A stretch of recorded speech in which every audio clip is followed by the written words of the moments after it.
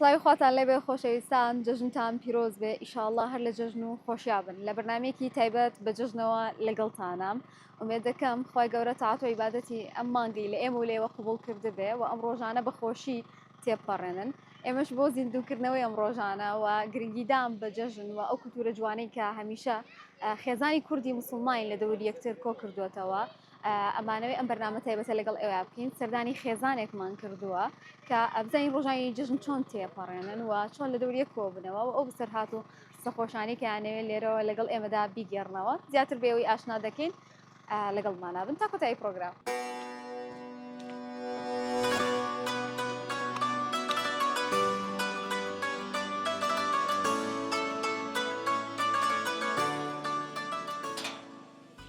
السلام عليكم.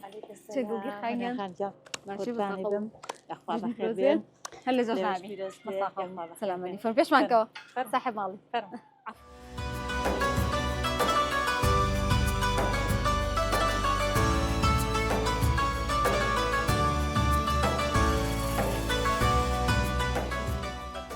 السلام عليكم.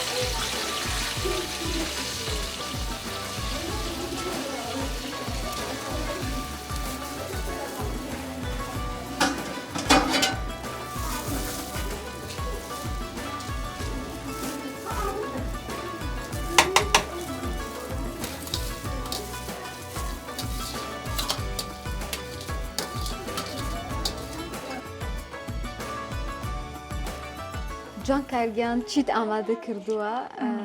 ئامادەکاریەکان طبعاً ماڵێک بۆ ماڵێکی کە جیاوازە کەسە بە شێوەیەک بەڵام مەعادچەند زەڵاتە ئامادەکەین گێزەر و کەلەرمی سپی و هەروەها شیرینی و سەوزە و میوە و ئیتر ئەمانش لەسەر سفرەکە دانێ. ئەی باشە نازانم بەسراتی شووتێکم بۆ باس بەسراتی شووتێکە چییە؟ وڵای من یادگاریەکی خۆشم لەگەڵ شووتیە هەیە تەمەنم تقریباً 8 ساڵ 9 ساڵ ئەبوو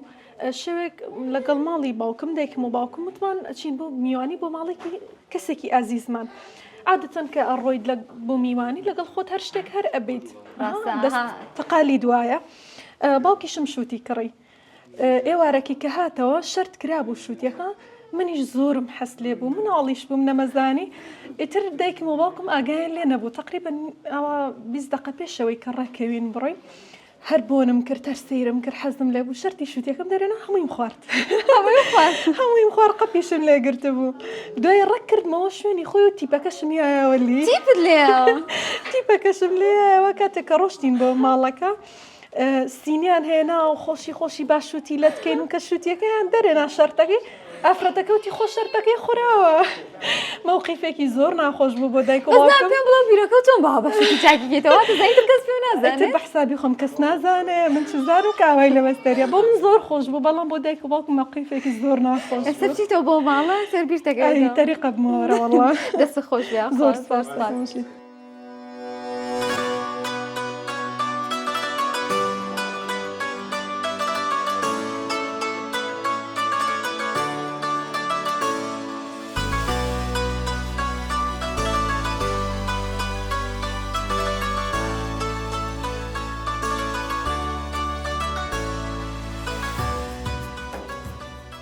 دڵ دڵگیرخان خوا دەست و چاو خۆش بێت ئەمڕۆ زۆر عەزیزمانە ئەرکمان ستر بۆچی هەر حەزت لە برنجی پڵاوە؟ والله هێر عادەتەن هەر پڵاو لێنێ هەر بۆ خۆشمانە کرد کەسیژبین هەر لێنێ پڵاو سوکترە و خۆشترە چیترت لێناوە؟ شلەی قەیسیشم لێناوە فاسۆلیاشم لێناوە من فاسۆلیاکەت بۆ تێکم فاسۆلیاکە تێک بە کاتێکی زۆری ئێوە چێشتەکانیان ئەو تا کەی دەست پێەکەی شانشتی بۆ حازرەکەی؟ هەنیاکیان هەر شەوان شتی بۆ حازرەکەم و تر لە دوای نوێژی بەیانەوە برنجەکە ئەمێنە لەگەڵ مریشکەکە ئەویش چاکەکەم هەتا لە مزگەوتێنەوە ئیتر هەموو شتەکان ئامادەکاری ئەبێ قەیسی تیابێت؟ قەیسیشی هەرەبێت ئایوانی وڵا قەیسی هەر دروستەکەم وەکوهی لێ هاتووە نیشانێکی جژنی لێ هاتووە؟ ئەرە وڵای تر قەیسی خۆ دەزانی هەموو حەزمان لێتی کورد دەساوت خۆشە هەنە کەس بۆ ناسراون زۆر زۆریان دەسایتر ئەوە ئێوە بڕیاربەن نەکڕێن بەس یانی بیستێتەوە کەوات وڵا هەی وچیانەوەی کە بیستێتەوەتیانە دەسای خراپ نییە خۆشە حەزیان لە چی خواردنەکە مناڵەکان نای حەزیان وڵی مناڵەکان بەعام حەزیان لە فاسۆلیا و برنج لەگەڵ مریشک کاکە ڕێبازیانی ترەوە هەموو ڕۆژێک تەلەفۆنەکایە ئەگە خوان شتێکی ئەویان نەبێ دایکە چیمان هەیە مریشک ئیتر هەبێ و نەبێ بێ بۆ ئەویش ئامادەکەیت حەزی لێتی چێت ئێوە باشە دڵگیر خانگیان بۆ ڕۆژانی تری جەژنیش بە هەمان شێوە میوانداری ئەکەن بۆ خوانەکان یان کەمترە عنی میوانی خۆن وڵی ئیتر ئێمە زیاتر عادەتەن میوانی دەرەوەی شارمان سۆرە هۆنیاخان بە حکومی ئەوەی قسم و ئەوانەمان هەیە لە دەرەوەی شار ئیتر بەڵێر وڵی کە دێنە ماڵمان وڵا ئیتر زۆر جارشلەکان حەزەکەم بە ئەختیاری خۆیان بێ هەر شلێت حەزیان لێ بێ بۆ نموناڵم چ شلەیەکتان حەز دەیە شلەی بامیەیە قەیسیە فاسۆلیا ئیتر عادەتەن ئەو شلانە کە حەزیان لێ بێ بە داواکەری خۆیان بۆیان چاکەکەم باشەکاتە ئێمە ئیشەڵا خواردنەکان زانین و سکیم بە خواردن لە خزمەتان نام یەخوا بخێر بێن و نۆشی گیانتان بێ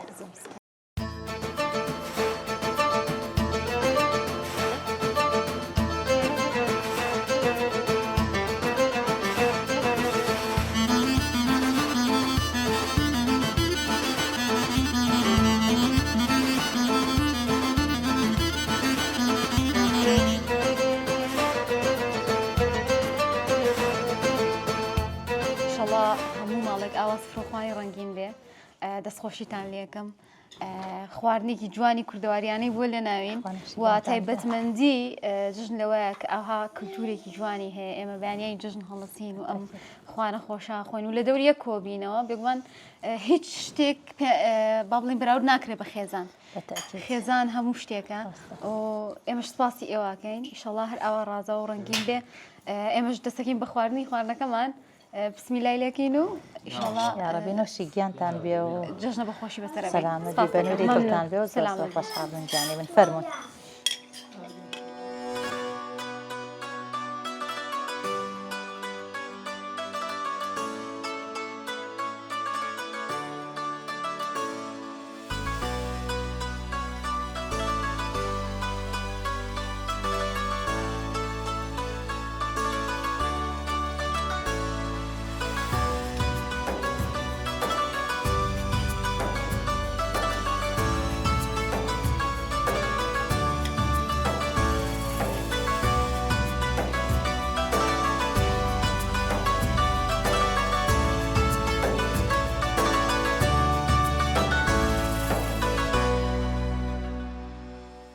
سلام علیکم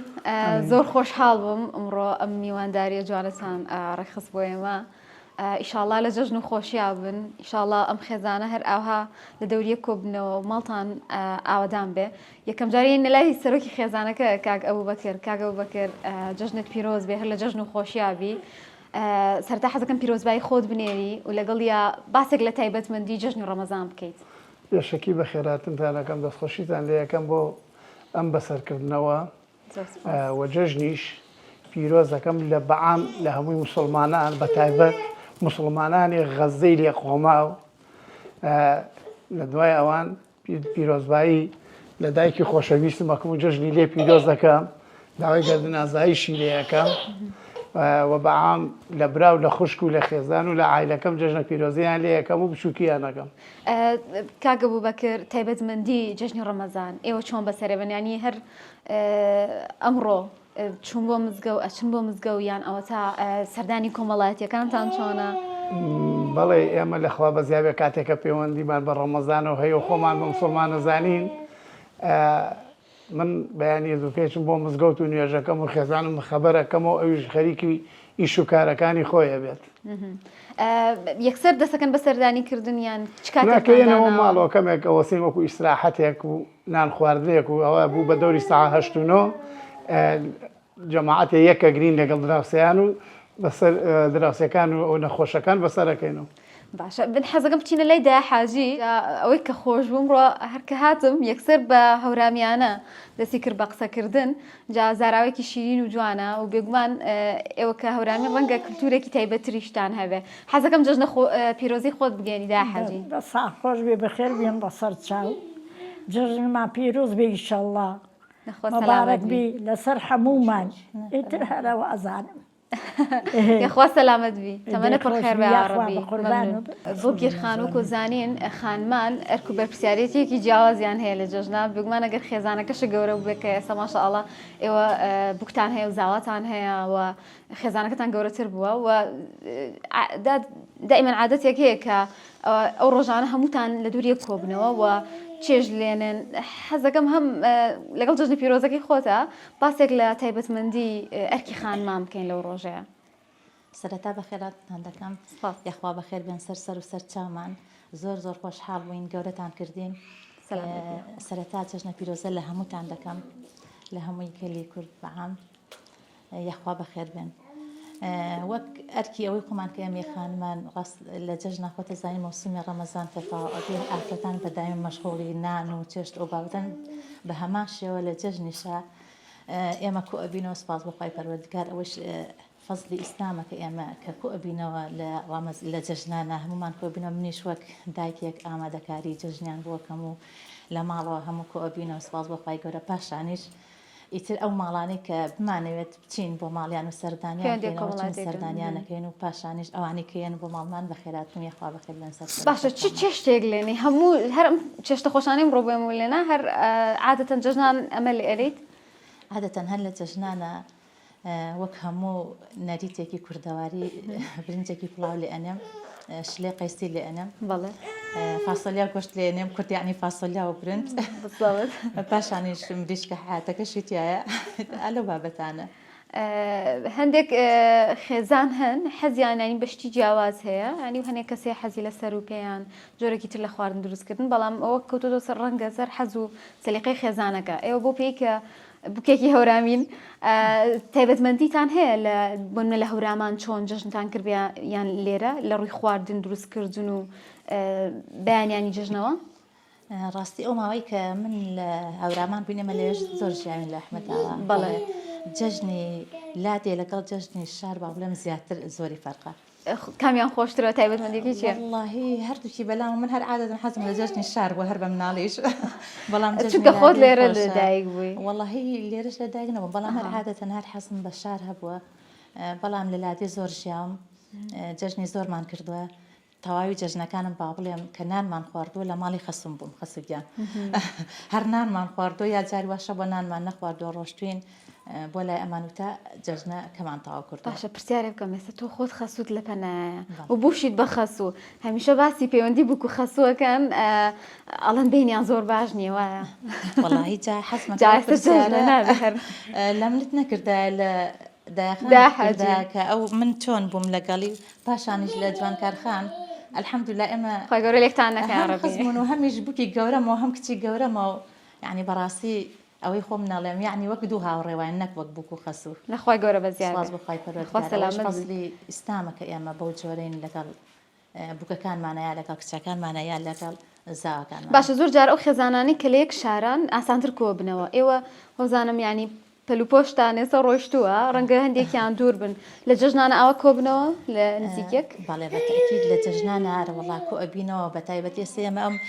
زاوە بچووکەمان کە کوڕی بچووکمانە و کوڕی گەورەشمانە هەر خۆشمانەوێت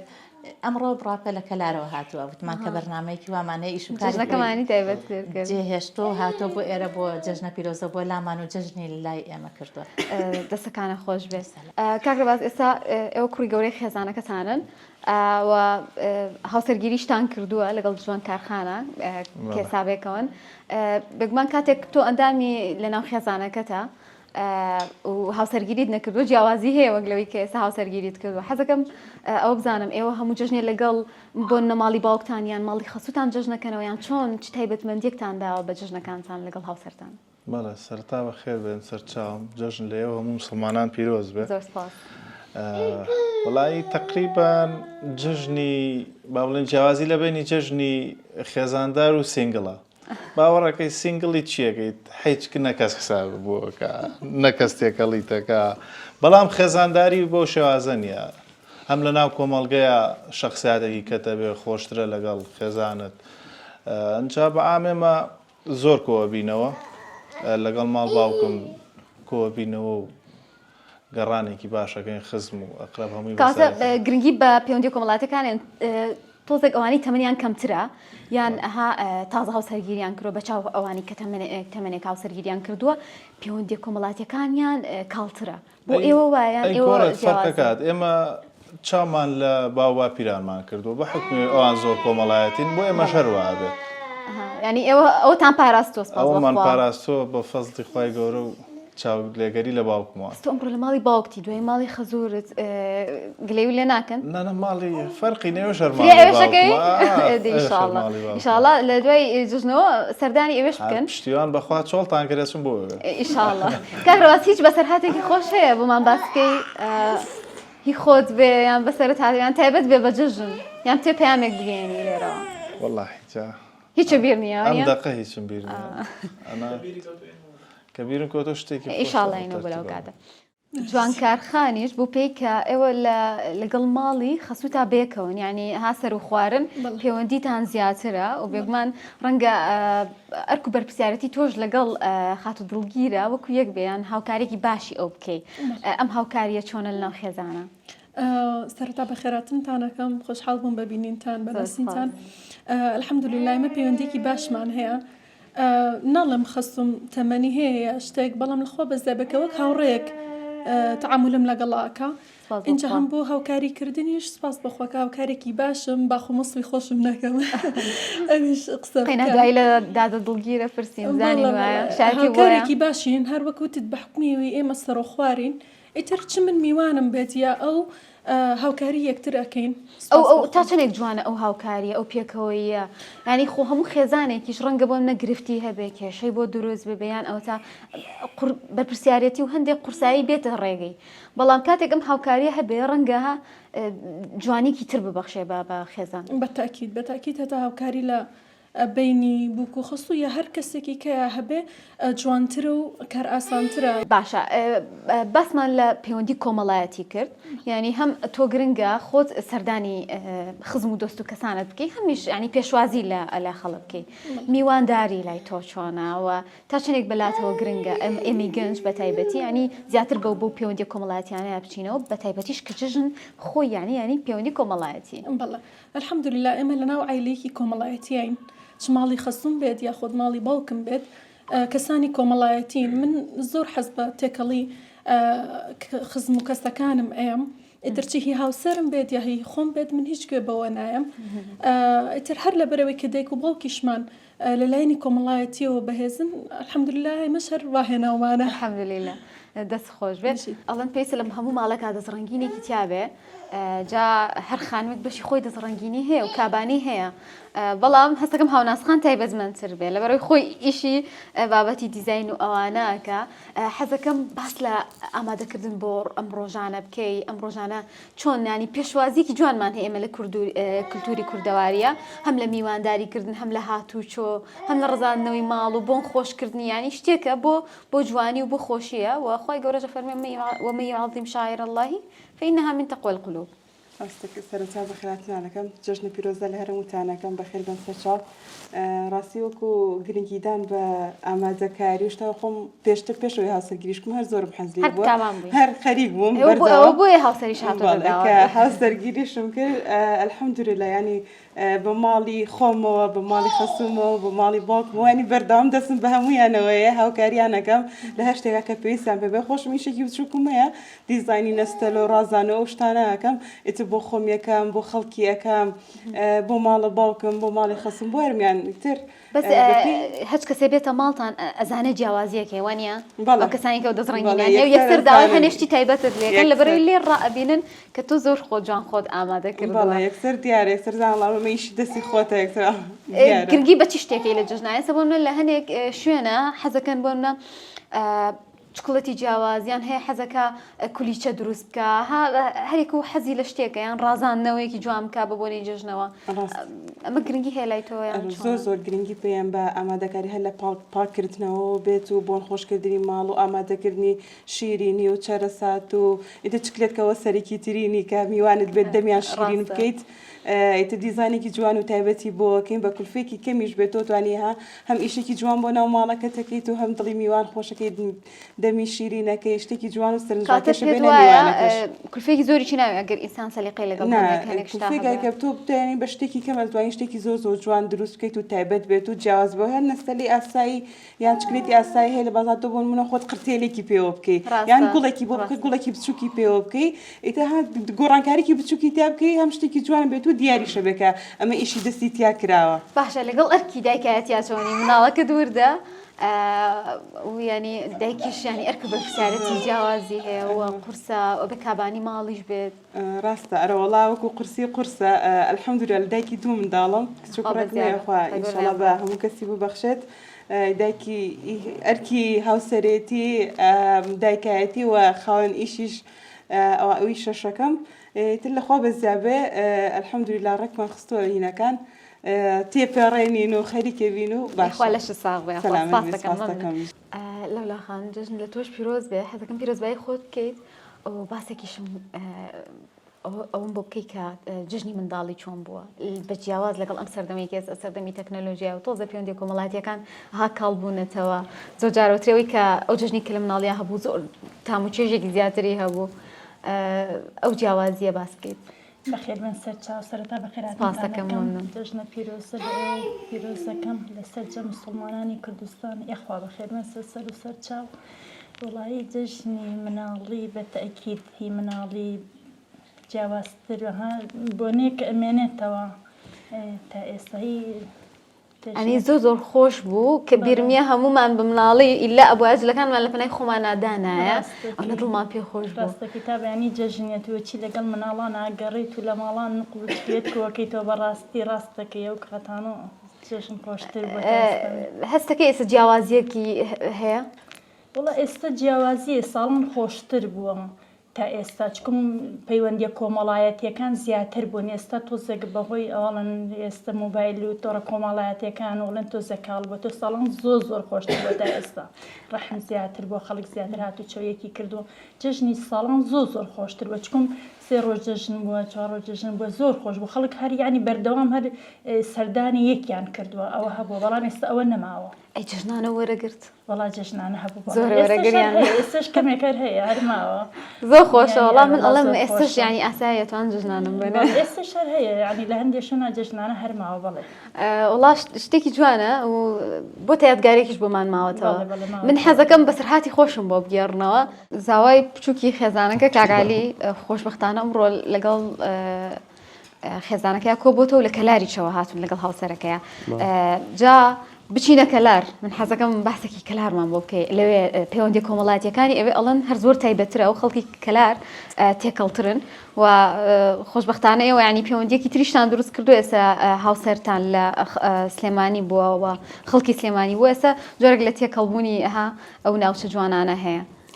سەرەتا بە خێراتنی بەرنامەکەتان لێ یەکەم دەستخۆشیتان لێ یەکەم زۆر سپاس بەخێر بن سەر و سەر چاو وەکو با بڵێن بابەتی وەکو ئەوەی کامڕۆ هاتوین بۆ ئێرە من سەرەتا دەستخۆشی لە خەزووری بەڕێزمەکەم کە جێگای باوکی بۆ گرتوومەتەوە دەستخۆشی لە خەسوومەکەم و سپاسی خێزانی و بەڕێزمەکەم و هەروەها لێرەوە تاکە لار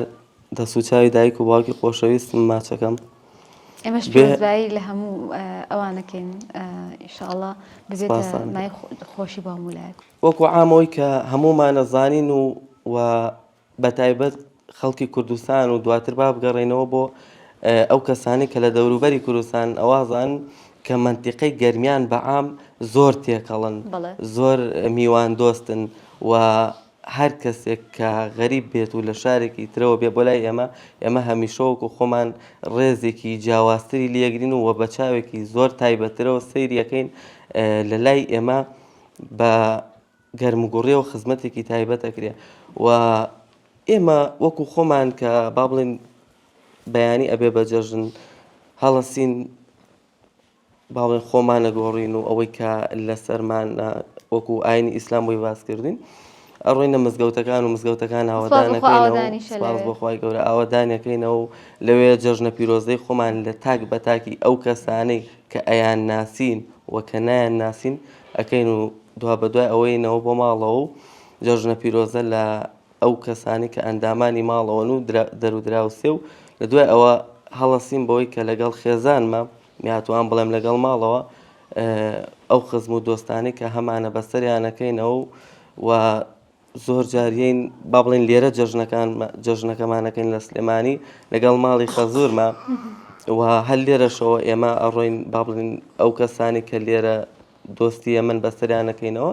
و ئەگەر لە کەلاریش بین بە هەمان شێوە ئەو کەسانی کە دۆستی ئێمەن و ئەیان ناسین و نایان ناسین بەسەریانەکەینەوە بەو شێوەیە. کاگالی باسی شتێکی جوانت کرد وتت گردن ئازایی ئێمە کە ئەو عادەتەمان هەیە بەڕای من کلتورێکی جوانە دراوسێکەمان دڵمان لێ ئێشا بێت دۆستەکەمان خزمێکی نزیکمان یان هەر دەوروبەرەکی خۆمان جاروێ ئەندامی خێزانەکەتە عاجز بوونێک شتێک ڕوئە لە بینمانە تا چەندێک گرنگە گردن ئازایی بکەین لە جەژنانە جەژن بکەینە ها مای لێ خۆشبوون مای بەخشندەی بەوەی کە گردن یەکتر ئازاکەین ئەگەر هەڵوکەم و کورتێکمان هەیە لێکتر ببورین منۆکو خۆم بەو شێوەی کە خۆم بیرم کردوێتەوە و دایم لە خەیاڵمایە هەموو ڕۆژێک هەموو شەوێک بۆ من جەژنە لە ڕووی گردن ئازایە هەمیشە کە لەگەڵ خۆمان بەتەنیا گردنی ئەو کەسانم ئازا کردەوە دایم گردنی ئەو کەسانە ئازاکەم کە ڕۆژێک لە ڕۆژان بە هەر جۆرێک یا بە هەر شێوازێک بەرامبەر بە من هەڵەیەکیان کردووە بەلای منەوە گرنگ نییە چ کەسێک بێ یا چی کرد بێ یا چۆن بێ هەمیشە وە لێرەوە بەو کەسانەی کە گوێیان لە ئێمە و ئەم بەرنامە جوانی ئێوە بینن داواکەم کە دایم بە دڵێکی گەورەوە بەرامبەر ئەو کەسانەی کە هەڵەیەک یان دڵشکانێک یان عاجزبوونێک بە هەر جۆرێک بێ کردووە لە بینی خۆیان و خوای گەورەیە دڵیان پاک بێتەوە بەرامبەر دەرفەتێکی بەڕاستی گەورەیە دەرفەتێکی گەورەیە بەڵێ بە هەماشەوە بەڵام ئێمە نابێت تەنها چاومان لەوە بێ کە بڵێن جەژن بێ و داوای گردن ئازایی بکەین پێش ئەوەی کە بەرامبەرەکەم داوای گردن ئازایی بکە من گردنی ئازاکەم بە دڵێکی گەورە یان جاروێ کارێک نەکەین گردنمان ئازانەکەن بە هەمان شێوە بەڵام هیچ کەسێک نییە کە هەڵانەکە بێ یەکەم و کورتی بێ بۆیە من ئەوەم دایم لە خەیاڵمادانەوە کە هەموو کاتێک کە بەتەنیا بم گردنی ئەو کەسانە ئازاکەم کە لەگەڵ منە بە هەر شێوازێک بن گردنیان ئازا. زۆر سپاس. کاکدانە جژنتان پیرۆز بێ باسێک لە با بڵێن ئەرک و بەرپرسیارەتی مسلمانان بکەین ینی جیاوازی ڕۆژانی جژن ئەبێ هەبێ بێت لە کاتەکانی تر ینی ئەو کەسێک کە لە ماڵەوە دانیشێڵە منی تر پێویست ناکە ها هەنێشتێ خۆمی بۆ تێک بم جژن چییە و جژن نەماوەکو جاران بەڵام ئەوەی کە مسلمان جیاکاتەوە هەمیشە ئەوەیە کە تایبەتمەندیەگە بەخشێبەوە بەو شاعیرە دینیانی کە هەیە و جژن ئەکاتە دەرفەتێک بۆ گردن ئازایی بۆ بەسەربنی کاتێکی خۆش بۆ ئەوەی کە پەیوەندی کۆمەڵاتیەکانی بەهێز بکات. سەرتا بەخێراتین جەنابتانەکەم زۆر سپاسانەکەم بۆ ڕێخستنی ئەم بەرنامەیە و پیرۆزبایی جەژن لە تەواوی مسلمانان و لە بەڕێزشتانەکەم لە ماڵی خەزوورم هەموو عایلەکە و لە ماڵی باوکیشم خۆشی جەژن و تایبەتمەندی جەژن لەوەیە بەڕاستی هەم سەرەتاکەی بە کۆبوونەوەیەکی خۆش دەست پێکات لە ئامادەکردنی خواردن و خواردنەوانەیە و پاشان بەسەرکردنەوەی خزم و کەسوکارەکان من وەکو خۆم و عایلە خۆمان سپاس بۆخوا یعنی هەر سێ ڕۆژەکەی جەژن کە هەر چوار ڕۆژەکەی جەژن گەڕانێکی باشەکەم بەناو خزمەکانمانە و سەرەتاش بەناو دراوسەکانمانە. یعنی سپاس بخوا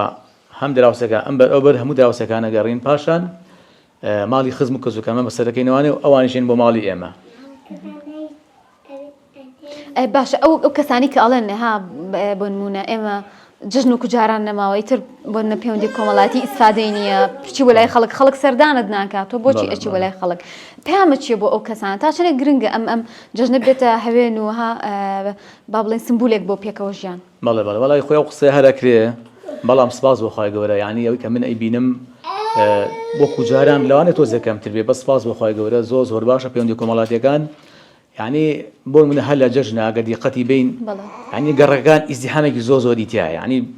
بە سیاراتی بۆ ماڵی خزم بکەین مەجال لێ سیارە ڕاگری هەمیشانی ئەوەیە کە بەسەرکردنەوە زۆرە لەخوا بەزیابێ و من وەکو خۆمان زۆرە گەڕین و خەڵکی زۆرێ و ماڵمان سپاس بۆ خۆی گەورە. هیچ ڕووداوێکی خۆشت بیرە ئەگەر وەڵاهی ڕووداوی خۆش زۆر یا بەس ئەوەی کە جەژن بەلای منە خۆش و جەژی مناڵی زۆر خۆش بوو لەگەڵ مەلای زۆرەکەمانە کەمام بوو ئەگەڕین مناڵ بوو ئێمە تقریبا 150 نەفەرە بووین کاچین بۆ هەج ماڵێ یعنی لەو فترەی گەڕانەیە سەعاتێکمان پێچوو من خۆم دوو جار هات ماڵە گیرفان خاڵیە کردەوانێ ئەومان جەژن ئەوە نەقڵ کۆ کردەوان یعنی زۆر ماڵکە ئەچوین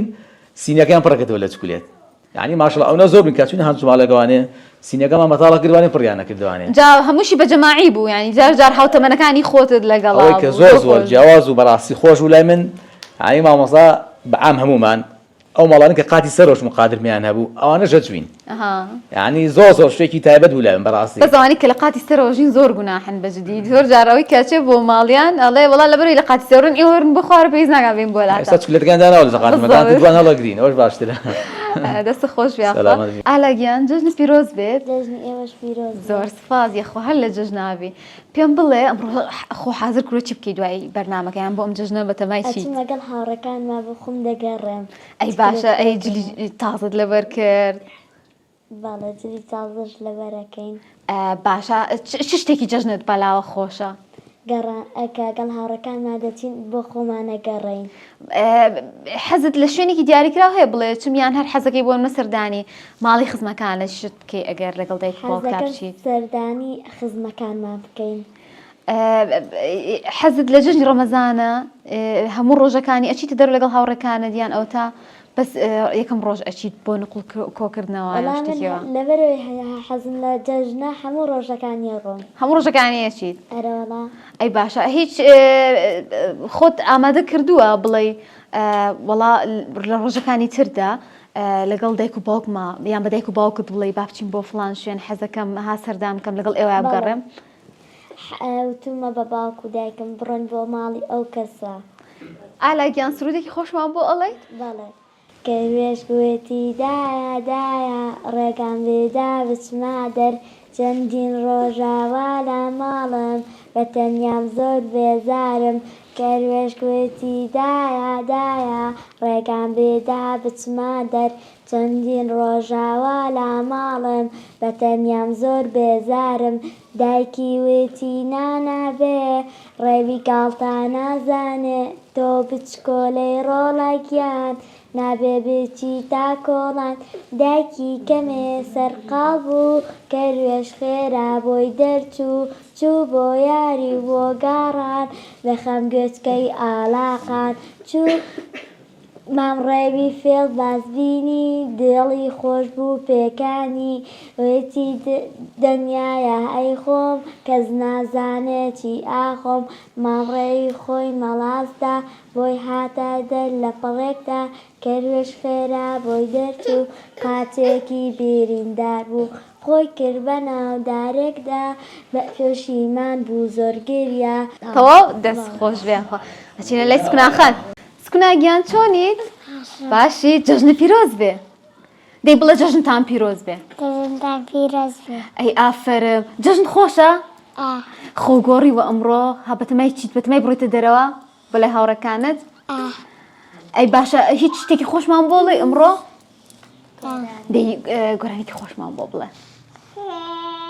سمۆرەیە هاوڕێمان لە ناپۆلیشدا پێمان زۆر وریایە و بچووکە ئەنجی لەو ئێسک سووکە زۆر وریایە و بچووکە هەنجیلە و ئێسک سووکە پێمان بڵێ وریابن لە دارسا ئازابن پێمان بڵێ وریابن لە دارسا ئازابن. سکوناگیان تۆ چیتە مەکتەب؟ نەچووی حەزەکەی بچیت؟ ساڵێکی ترە چیت؟ ئەو گۆرانیە هی مەکتەبە باش کە چی ئەو گۆرانیش بڵێ باش؟ ئێستا بەس هایتاخان ماوە هایتاخان حەزەکەم جژنە پیرۆزەی خۆت بکەی و پێشم بڵێ ئەم ناخۆشیانی چی؟ سەلامەت بیاخوا بەخێراتنتانەکەم و جژن لە هەموو مسلمانانی کوردستان پیرۆز بێ.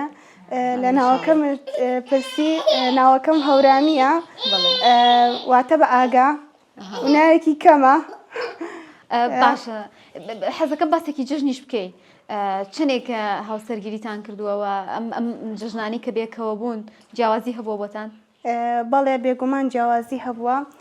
نزیکی 2 ساڵە زەواجمان کردووە و ئیتر جیاوازە وەک لەوەی کە لە ماڵی باوکتا بیت و لە ماڵی ئێستا تۆ بۆ خۆت کابانێکیشی وایە شکر؟ تقریباً. خۆشە کەلار؟ بێگومان عنی بەدڵتە زۆر خۆشە.